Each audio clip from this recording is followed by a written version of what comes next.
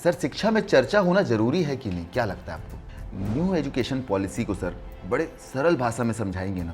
पहले की शिक्षा नीति में और ये जो न्यू एजुकेशन पॉलिसी आई है, तो एक मुख्य जो चीज़ आपको समझ में आती है कि बहुत अच्छा बदलाव हो गया है सरकार के द्वारा, वो क्या चीज़ है सर? किसी भी तरह के एंट्रेंस एग्ज़ाम को क्रैक करने के दौरान या उनकी असफलताओं से वो सुसाइड जैसा कृत्य कर लेते हैं या सोचते भी नहीं है बच्चे। वो 3 बातें जो बच्चों को कैरियर डिसाइड करने से पहले ध्यान में रखना चाहिए।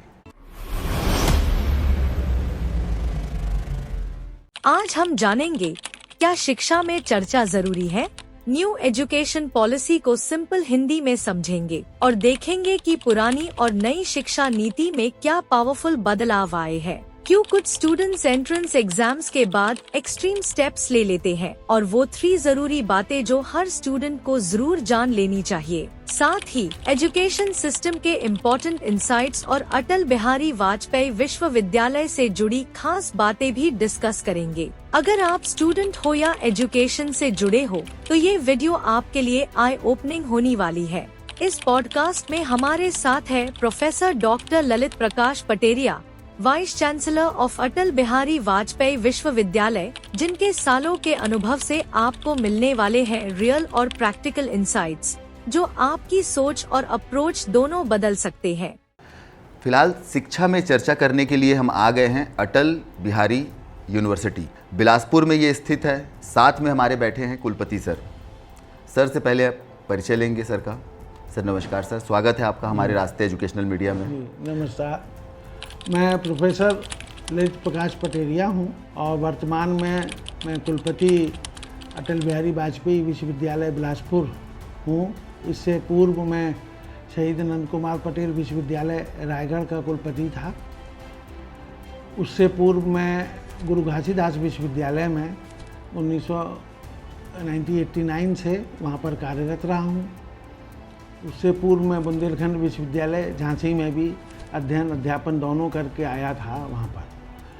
तो पिछले 38 वर्षों से मैं उच्च शिक्षा से जुड़ा हुआ हूँ और विभिन्न पदों पर कार्य करते हुए वर्तमान में मैं कुलपति अटल बिहारी वाजपेयी विश्वविद्यालय। जी सर, तो बिलासपुर में आपका स्वागत है। सर शिक्षा में चर्चा होना जरूरी है कि नहीं, क्या लगता है आपको?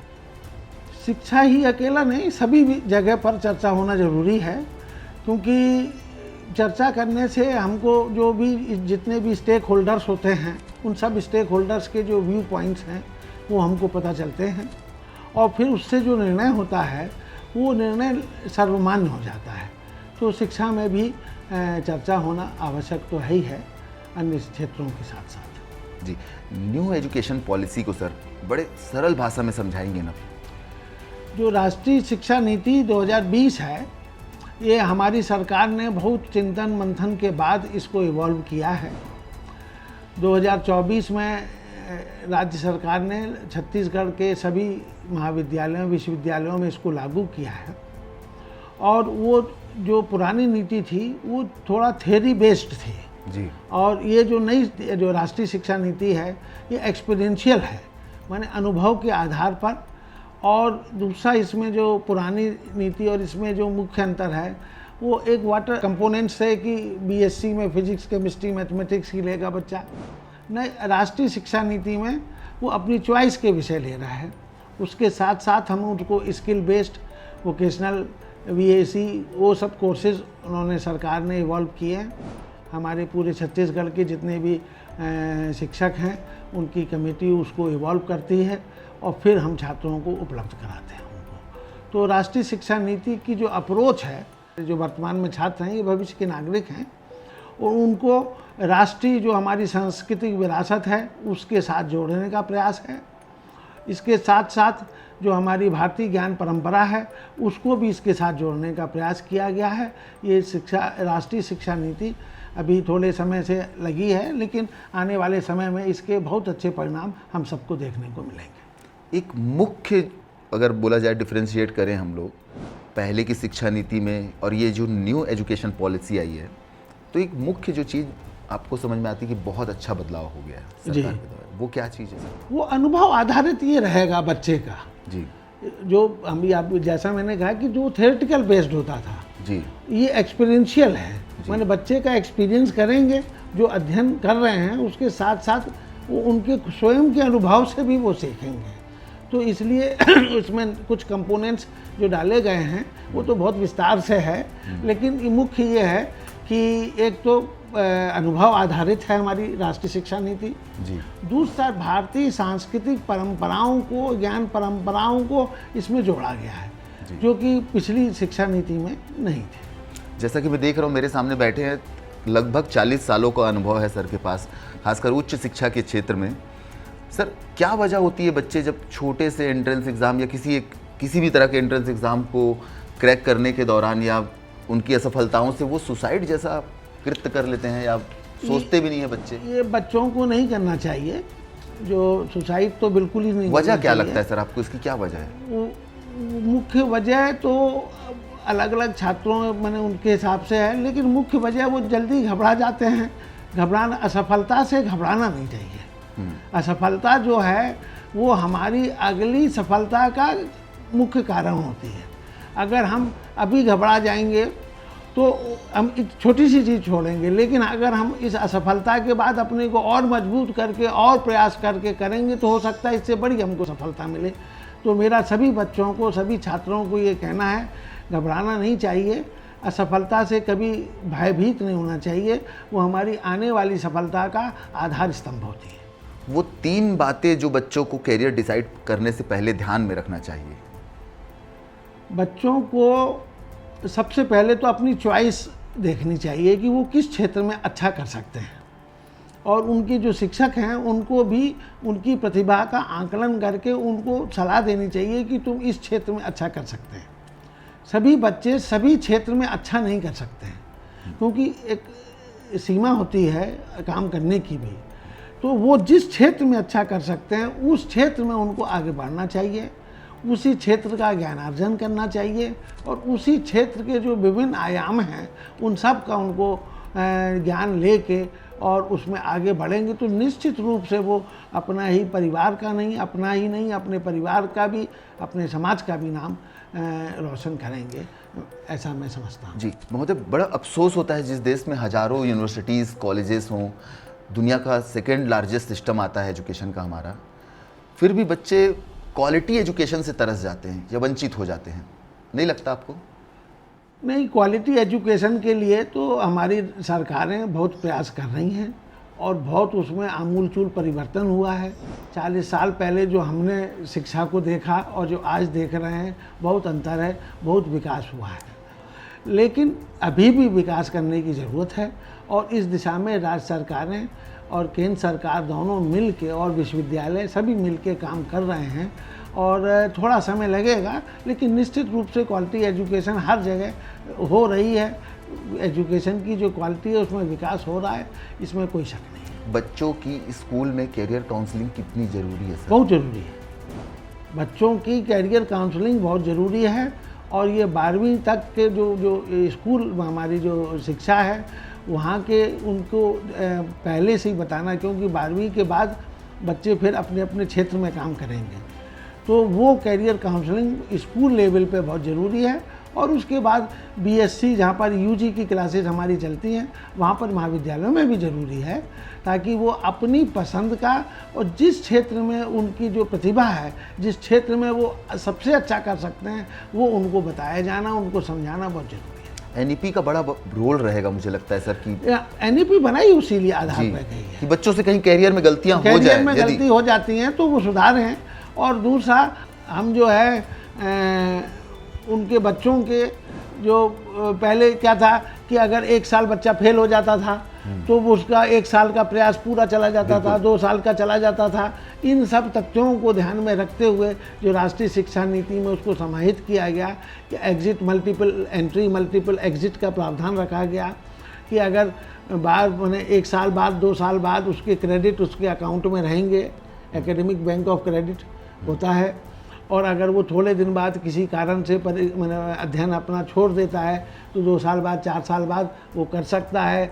एक राज्य से दूसरे राज्य में बच्चे जाते थे तो विश्वविद्यालयों में परेशानी होती थी, इक्विवेलेंस डिसाइड किया जाता था, वो सब समस्याएं हल हो गई हैं। उनके ABC में उनके क्रेडिट रहते हैं, उतने क्रेडिट पास उनको करने होते हैं और उसके बाद उनको डिग्री वो विश्वविद्यालय भी दे सकता है। तो जो मोबिलिटी थी बच्चों की, विशेष तौर से हमारी बिटिया पढ़ रही है, पढ़ते पढ़ते उसकी शादी हो गई तो फिर अध्यापन रुक गया, 2 साल 4 साल बाद फिर वो अध्ययन करना चाह रही है तो वो फिर वो कर सकती है। ये बड़े इसके हैं। और जैसे अभी आपने बताया, कुछ बताए, फिर याद आया, आपने फिर पूछा तो फिर बताए। ये मल्टीपल एंट्री और मल्टीपल एग्जिट का जो हमारी राष्ट्रीय शिक्षा नीति में मल्टी डिसिप्लिनरी हमारी राष्ट्रीय शिक्षा नीति है, ये बच्चों के हित के लिए है। और ज्ञान जो है वो एक विषय तक आधारित ना रहे, वो उसमें कुछ बच्चा फिजिक्स पढ़ रहा है लेकिन उसकी संगीत में भी रुचि है, तो हमने इसको राष्ट्रीय शिक्षा नीति में उसको लिबर्टी दी है कि वो दोनों कर सकता है। जी सर, एक बहुत आखिरी लेकिन बहुत महत्वपूर्ण सवाल कि सर आने वाले 5 सालों का विज़न क्या है सर आपका अटल बिहारी यूनिवर्सिटी को लेकर? अटल बिहारी वाजपेयी विश्वविद्यालय 2012 में बना और उसके बाद इससे पूर्व हमारे 3 कुलपति महोदय यहाँ पर कार्य किए हैं।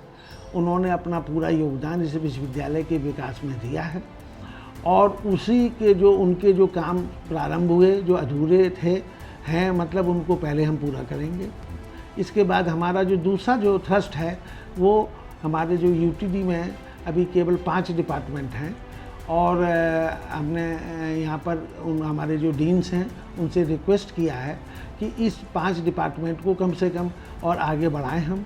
दूसरा यहाँ पर नेक का भी वो नहीं हो पाया है, इवैल्यूएशन असेसमेंट, तो नेक के असेसमेंट के लिए और NIRF की रैंकिंग के लिए अभी हम लोग पहला प्रयास करेंगे और ये मुख्य अभी इतना सोचा है। और जो बच्चों की सुविधाओं के लिए इंफ्रास्ट्रक्चर की ज़रूरत है उसको हम उपलब्ध कराने का पूरा प्रयास करेंगे। विषय यदि रोजगार का हो तो सर क्या लगता है? रोजगार के लिए ट्रेनिंग और प्लेसमेंट सेल हमारे यहाँ बना है और वो अभी चूँकि बच्चों के लिए कुछ काम कर रहा है लेकिन जो अपेक्षित परिणाम है वो अभी नहीं आ पा रहे हैं, थोड़ा उसमें समय लगेगा और हम उसको और भी स्ट्रेंथन करेंगे ताकि बच्चों को रोजगार के लिए मार्गदर्शन, उनके बारे में सोचने के बारे में यहाँ पर उनको सुविधा उपलब्ध हो सके। सर से हम जानना चाहेंगे कि अगर रायगढ़ की कुछ उपलब्धियाँ बताना चाहें या कुछ ऐसे कार्य जिन्हें आप याद करते हैं उपलब्धियों के तौर पे, तो क्या होगा सर वो? रायगढ़ विश्वविद्यालय नवंबर 2020 में स्थापित हुआ और मैं वहाँ का प्रथम कुलपति, संस्थापक कुलपति के रूप में मैंने कार्य प्रारंभ किया। वहाँ पर तो शुरुआत में तो थोड़ी तकलीफ़ें हुई, कोरोना काल भी चल रहा था उस समय, लेकिन हमारे रजिस्ट्रार और सबके सहयोग से हमने धीरे धीरे उसका विकास किया। मुख्य उपलब्धि में वहाँ पर यह है कि हमारे पास 136 महाविद्यालय 4 जिलों के रायगढ़, सारंगढ़, शक्ति और जांजगीर चांपा के 136 महाविद्यालय थे। उन सभी महाविद्यालयों में अध्ययन अध्यापन की व्यवस्था को सुदृढ़ करना और वहाँ की जो परीक्षा व्यवस्था थी उस सब को सुदृढ़ करके स्थापित करना एक हमारा मुख्य उद्देश्य रहा। दूसरा, इंफ्रास्ट्रक्चर के रूप में राज्य शासन और कलेक्टर रायगढ़ के सहयोग से हमको KIT का जो प्रशासनिक भवन एक विश्वविद्यालय को उपलब्ध कराया गया। उसमें आज वर्तमान में विश्वविद्यालय संचालित हो रहा है। और दूसरा, जो महाविद्यालयों की संबद्धता और परीक्षा, ये जो मुख्य उसके वो रहे। 14 टीचिंग डिपार्टमेंट का प्रस्ताव विश्वविद्यालय की विभिन्न संकायों से उसको अनुमोदित करा के राज्य शासन के विचाराधीन है और मैं आशान्वित हूँ कि आने वाले समय में उनको अनुमति प्रदान हो जाएगी। तो वो एक जो उसका आधारभूत कार्य था वो हमने किया और उसके बाद टीचिंग डिपार्टमेंट के साथ जो हमको भूमि आवंटन का जो बड़ा कार्य था उसका भी आधारभूत कार्य कर लिया है और ऐसा हम उम्मीद कर रहे हैं कि इस वर्ष हमको करीब वहाँ पर 200 एकड़ की ज़मीन उपलब्ध विश्वविद्यालय को करा दी जाएगी। CSR से मदद मिलती है सर? CSR से मदद भी चूँकि कलेक्टर महोदय के माध्यम से ही मिलती है, क्योंकि भूमि अभी हमारे पास नहीं थी तो इसलिए ज़्यादा उस दिशा में कार्य नहीं हो पाया है। तो अगर भूमि आवंटित हो जाती है तो उस दिशा में CSR से भी जो भी सहयोग राशि मिलेगी तो विश्वविद्यालय के विकास में उसमें हमको सहायता प्राप्त होगी। शुक्रिया। इसी तरह शिक्षा की सभी नई अपडेट्स और साथ ही सही व सटीक खबरों के लिए केवल इसी चैनल पर बने रहे रास्ते एजुकेशनल मीडिया के साथ। चैनल को लाइक, शेयर, सब्सक्राइब जरूर करें। यह अटल बिहारी वाजपेयी विश्वविद्यालय बिलासपुर का पार्ट 1 है। पार्ट 2 और पार्ट 3 जल्द ही आने वाले हैं, जिसमें और भी कई इम्पोर्टेंट टॉपिक्स कवर किए जाएंगे। तो पार्ट 2 और पार्ट 3 को बिल्कुल भी मिस मत करना। मिलते हैं नेक्स्ट पार्ट में।